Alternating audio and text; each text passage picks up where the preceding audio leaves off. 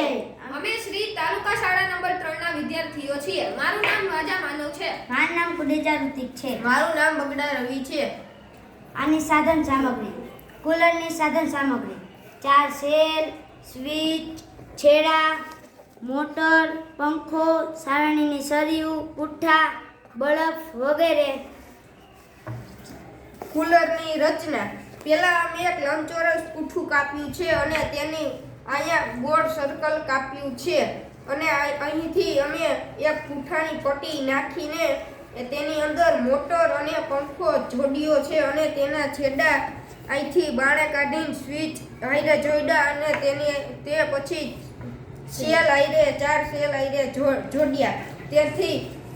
તેથી આ વધુ થાય અને કુલર ચાલશે. સ્વિચ ચાલુ કરવાથી કુલર ચાલશે.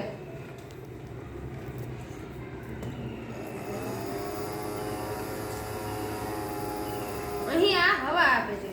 અહીં તેનો ઉપયોગ: આ કુલર ઉનાળામાં ગરમીના સમયમાં આપણને ગરમીથી રાહત મેળવવા પવન આપે છે. નીચે અહીં આ બરફ છે. તે બરફ નાખવાથી તે ઠંડો પવન આપશે. વધુ ગરમીના સમયમાં આપણે અહીં આની સ્પીડ વધારવી હોય તો અહીં અમે આ 4 સેલ તે માટે ફિટ કર્યા કે જેથી તેની સ્પીડ વધે. અહીં અમે સેલોની